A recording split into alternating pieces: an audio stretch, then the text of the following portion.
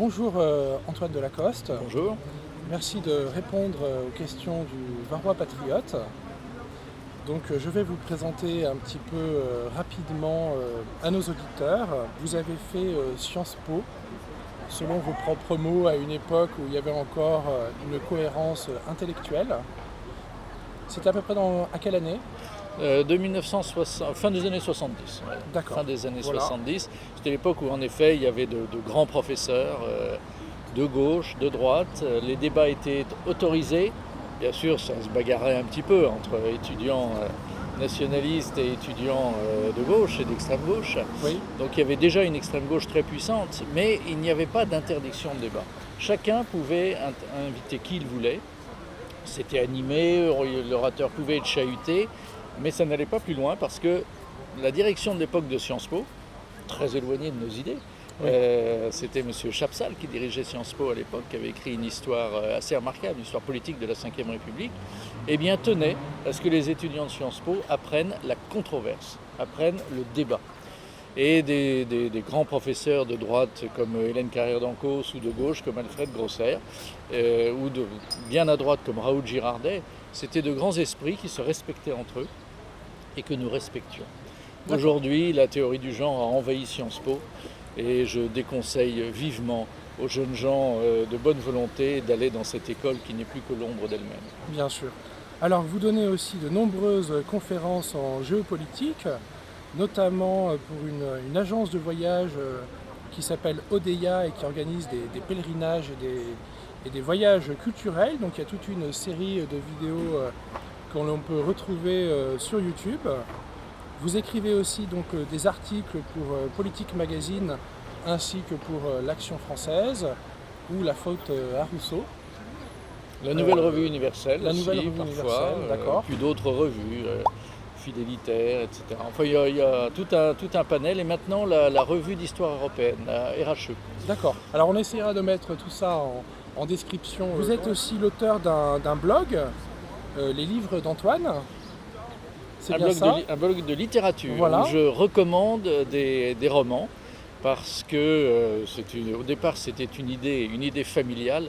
Je voyais pendant les vacances mes neveux et nièces, et il y en a beaucoup dans la famille, qui lisaient un peu n'importe quoi comme roman, et donc je leur donnais des conseils en disant non, ça ne vaut rien, là l'écrivain est mauvais, il faut lire ça, as-tu lu ça? Et petit à petit ils m'ont dit mais à force de donner des bons conseils, il faudrait que vous puissiez en donner tout au long de l'année de façon plus formalisée.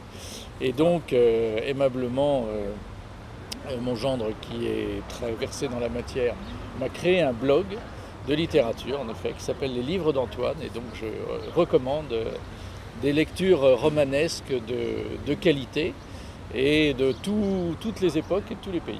Est-ce qu'il y a aussi des livres qui vous servent à préparer vos conférences en géopolitique? Qui viennent les appuyer quelquefois. Oui, d'accord.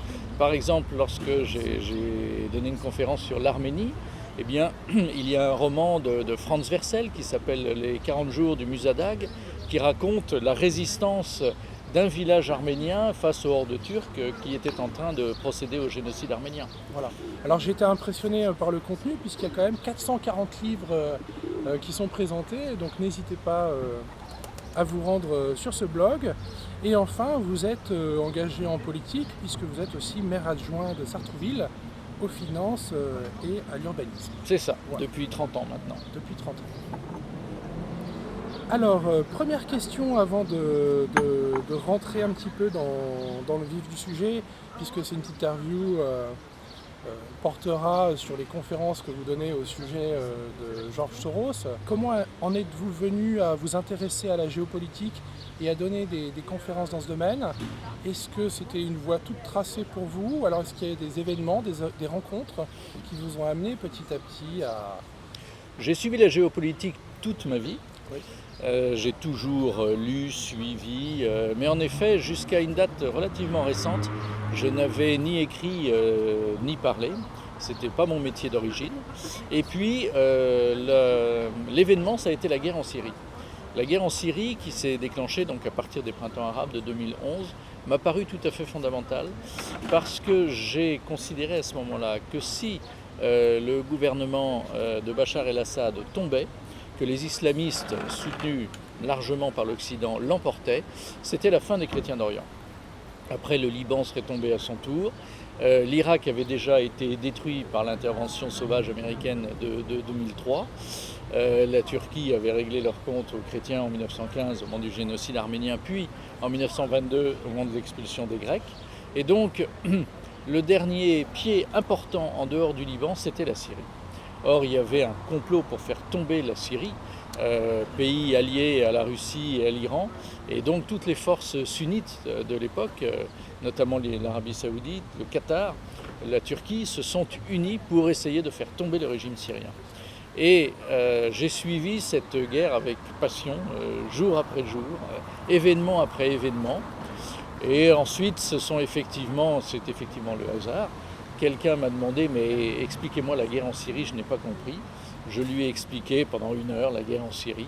Et il m'a dit, est-ce que vous viendriez faire une conférence pour expliquer ça aux gens que j'invite régulièrement à des conférences. Ce que j'ai fait, après le bouche à oreille a fonctionné. Et j'ai été beaucoup invité donc tout au long de ces années 2015-2019 pour la guerre en Syrie. Et puis petit à petit, évidemment, j'ai été invité sur d'autres sujets et puis j'en ai rajouté un palette de compétences parce que si on parle de la Syrie, il faut bien parler du Liban, de la Turquie, de l'Arabie Saoudite, de l'Iran. Et puis derrière, les grands, c'est-à-dire la Russie, les États-Unis et la Chine. Et donc il faut parler de toute la géopolitique mondiale. Bien sûr. Alors nous entrons maintenant dans l'ère de ChatGPT. Sans doute, on est en train d'assister à une 3e révolution. On a eu l'imprimerie, on a eu l'informatique, on a eu Internet. Maintenant, on a ChatGPT, qui est une intelligence artificielle qui a été mise à la disponibilité de tous et qui est une formidable machine à propagande. Tout le monde sait que ChatGPT est totalement orienté sur des questions comme l'islamisation, le multiculturalisme, la théorie du genre, le féminisme, et j'en passe, et des meilleurs. Du coup, je me suis dit, eh bien, nous allons voir un petit peu ce qu'il en est par rapport à Soros.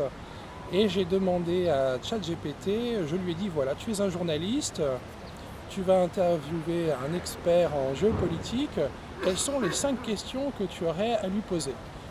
Donc, et j'ai été assez surpris par le contenu des questions qui sera aussi possible de commenter.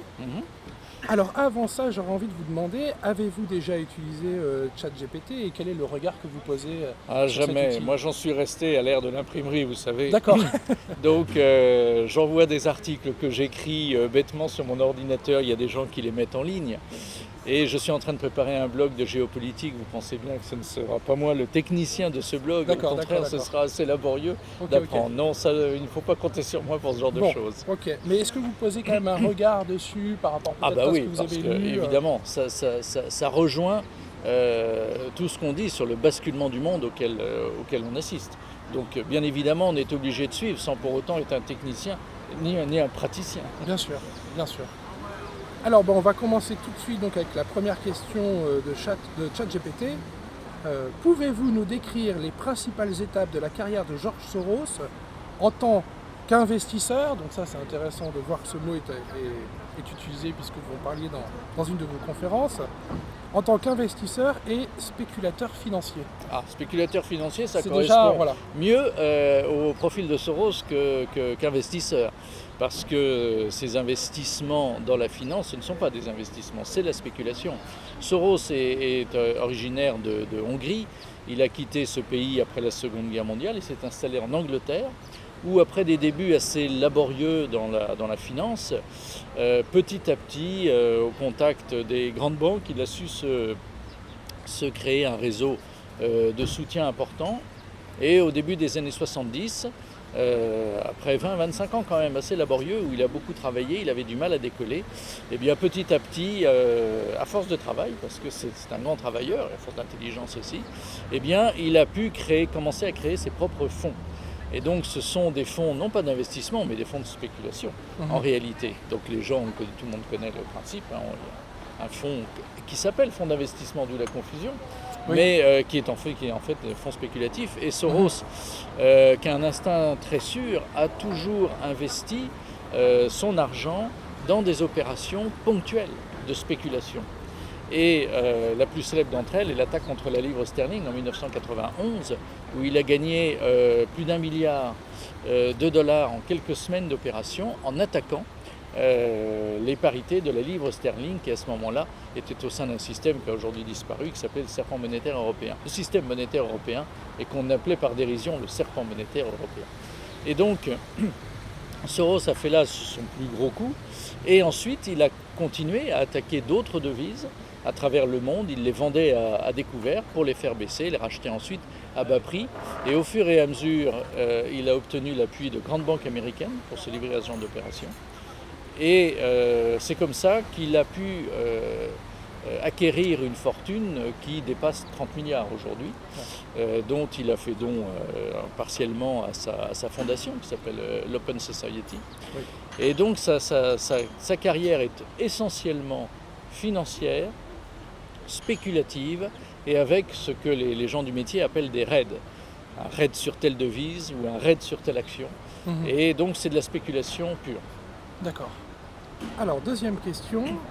Comment la philosophie politique de Soros a-t-elle influencé ses activités philanthropiques, en particulier à travers sa fondation, donc l'Open Society? Bon, déjà, est-il un philanthrope? Alors, ce n'est évidemment pas un philanthrope. Par contre, l'habillage est toujours très habile. C'est-à-dire que Soros a des objectifs idéologiques très clairs.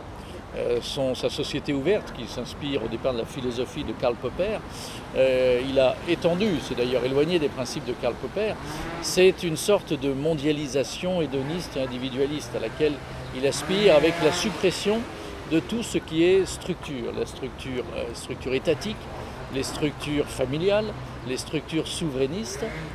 Et pour cela, il s'appuie sur soit la fondation qu'il a créée, l'Open Society, qui elle-même, ensuite, vient subventionner soit des projets, soit des associations. Alors il y a très souvent, en effet, un paravent philanthropique. On va aider tel organisme qui creuse des puits en Afrique, qui lutte contre la faim dans le monde, qui lutte pour l'alphabétisation de telle catégorie de population qui a du mal à accéder à l'alphabétisation. Et de l'argent est effectivement donné et distribué pour cela. Mais il n'y a pas que cela. Ça va beaucoup plus loin après.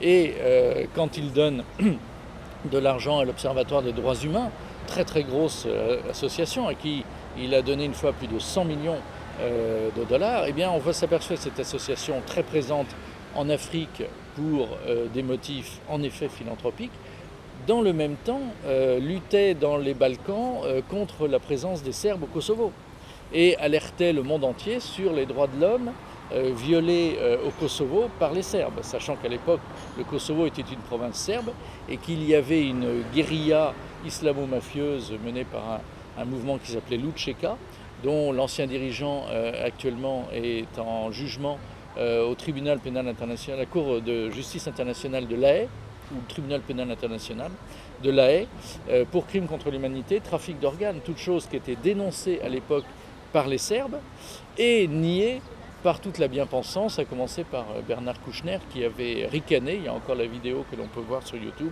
qui avait ricané lorsqu'on lui avait posé la question. Et donc on commence par de la philanthropie et très vite on va dans l'idéologie, les deux pouvant cohabiter au sein de multiples associations. Il faut savoir que l'Open Society de Soros finance plus de 16 000 associations chaque année. D'accord. Alors comment la critique publique et les controverses entourant Soros ont-elles affecté son engagement pour la démocratie et les droits de l'homme à travers le monde? Nullement, nullement. Les attaques contre Soros sont contrées toujours de la même façon. Ceux qui attaquent Soros, ou même sans l'attaquer, ceux qui décrivent son système, ceux-là sont des complotistes, généralement d'extrême droite, oui, et qui naviguent, comme l'a dit récemment une émission de radio où j'étais abondamment cité, navigue dans la sphère complotiste et antisémite. Donc une fois qu'on a réduit l'adversaire à ça, l'adversaire dire mais non, je ne suis ni complotiste ni antisémite et je ne navigue dans aucune sphère, de même que je fais une conférence sur l'Arabie Saoudite et son système wahhabite et les évolutions que le nouveau dirigeant saoudien veut donner à l'Arabie Saoudite, où là tout le monde dit ah ben oui c'est intéressant, eh bien je peux parfaitement parler du système Soros, je devrais pouvoir parfaitement parler du système Soros en disant voilà comment fonctionne M. Soros, mais là pour certains sujets, eh bien c'est interdit. C'est interdit. On peut regretter que le Liban soit dans un système communautariste et dans une corruption de sa classe politique qui est en train de le détruire. Mais si on dit que le régime syrien va empêcher les chrétiens syriens d'être massacrés par les islamistes, on entre dans la sphère complotiste. Il y a ce qui est permis et ce qui ne l'est pas. Et Soros, ce n'est pas permis. Donc lui, ça ne l'affecte nullement.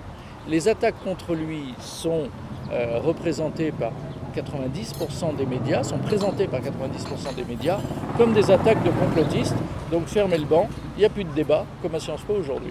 C'est terrible. Comment évaluez-vous l'impact global des actions de Soros en faveur de la transparence, de la démocratie et de la société civile, ainsi que les projets financés par sa fondation? Alors, transparence et démocratie, il y a de nombreuses, c'est de la poudre aux yeux. Oui, il y a de nombreuses phrases de Soros qui n'hésitent pas à dire d'ailleurs qu'il faut imposer de l'extérieur un nouveau système pour transformer une société fermée en société ouverte. Et c'est ce qu'on a fait avec, par exemple, le Kosovo, où l'on a bombardé les Serbes pour les obliger à lâcher le Kosovo. Et maintenant on dit que le Kosovo est un État démocratique, alors que sous les fascistes serbes, il ne pouvait pas l'être, alors qu'originellement, historiquement, c'était une province serbe. Donc en réalité, il ne sert nullement la démocratie. C'est un discours, mais qui est très bien relayé par les médias. Et pour ça, le coup d'État de la place Maïdan à Kiev en 2014, provoquant le renversement anticonstitutionnel d'un président régulièrement élu, mais qui ne voulait pas entrer dans l'Union européenne, eh bien, cette insurrection de la place Maïdan, qui a duré des semaines et des semaines, a été largement financée par Soros, a entraîné donc la destitution de ce président et l'élection, tout aussi illégale que la destitution, d'un nouveau président qui, lui, a tout de suite fait sa demande d'adhésion à l'OTAN et à l'Union européenne. Et pour remercier Soros de ses bons et loyaux services, il l'a décoré à l'issue de la réussite de l'opération de la place Maïdan, dans laquelle les États-Unis ont pris toute la part prépondérante géopolitique et à laquelle Soros a activement participé sur le plan financier. Et donc aujourd'hui, on dit en Ukraine, c'est la démocratie grâce à Soros. Alors en Ukraine, ce n'est pas la démocratie, c'est la corruption, mais en effet, c'est grâce à Soros. Alors, dans quelle mesure les activités politiques de Soros, notamment ses dons à des campagnes électorales et à des organisations progressistes aux États-Unis, ont-elles contribué à sa réputation controversée dans le pays, c'est-à-dire aux États-Unis et dans le monde? Les États-Unis, vous savez, sont coupés en deux, comme jamais, si ce n'est pendant la guerre de sécession. Mais depuis, on n'avait jamais vu une telle opposition entre les républicains et les démocrates. Il faut voir qu'avec Trump, c'est l'aile droite du parti républicain qui est arrivée au pouvoir, et avec Biden et tout son entourage, c'est l'aile gauche du parti démocrate, c'est-à-dire tout ce qui est wokiste, LGBT, théorie du genre, etc. Et donc, cette fracture américaine est extrêmement forte. Soros, dès l'élection de Trump, qui pour lui était une catastrophe, parce que si l'Amérique elle-même entrait dans la société fermée qui dénonce, eh bien il perdait son principal levier d'action dans le monde. Lui, il donne l'argent et les Américains fournissent les armes. Et donc ce duo fonctionne assez bien. Alors, dans ce contexte-là, l'élection de Trump a entraîné chez Soros une contre-attaque très forte, avec notamment la création du mouvement Move On, largement financé par Soros, des millions et des millions de dollars, où dès le début, des manifestants ont réclamé la destitution de Trump à peine élu.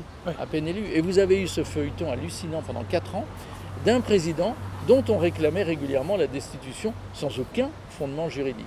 Donc effectivement, là, Soros a pris parti aux États-Unis et donc évidemment, il s'est mis à dos la moitié de la société américaine, mais est adulé par l'autre moitié, puisque l'Amérique est à 50-50 aujourd'hui entre le monde de Trump et le monde de Biden.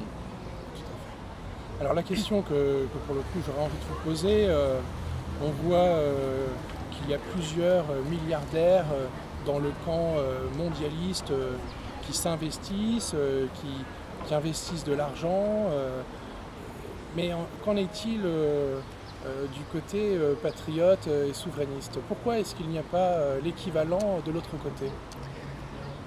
C'est une très bonne question. Alors il y a peut-être moins de milliardaires de l'autre côté que du côté Oui.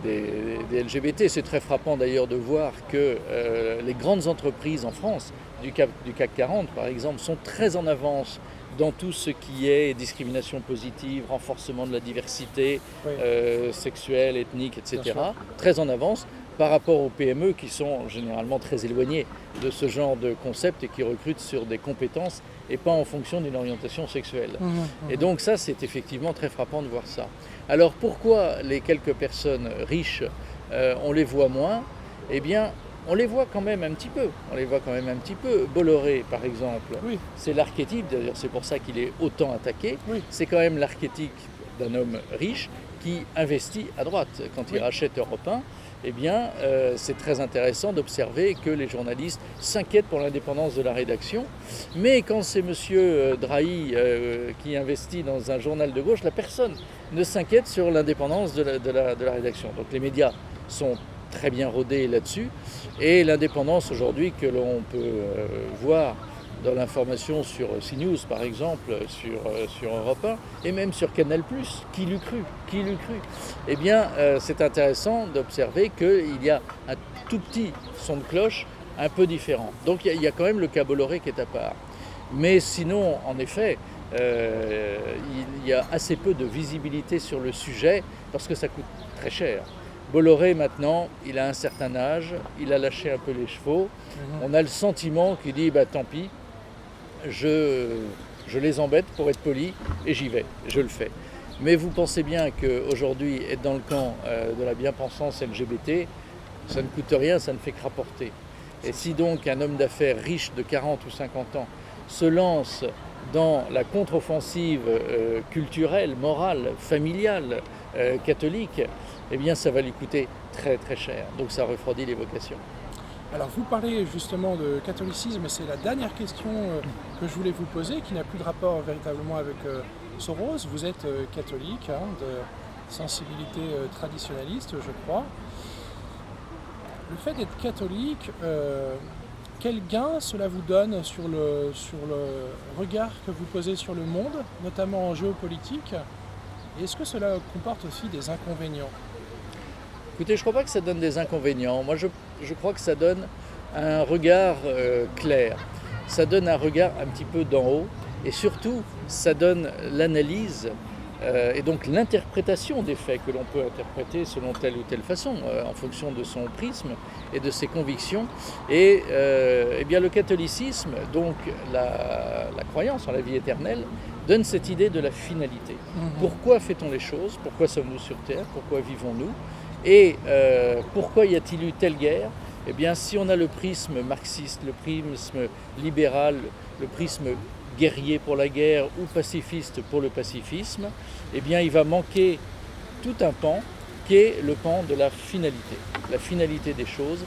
Que voulons-nous et comment interpréter cet événement en fonction de notre foi? Bah, écoutez, Antoine Lacoste, un grand merci pour cette interview que vous nous avez accordée. Merci de votre invitation.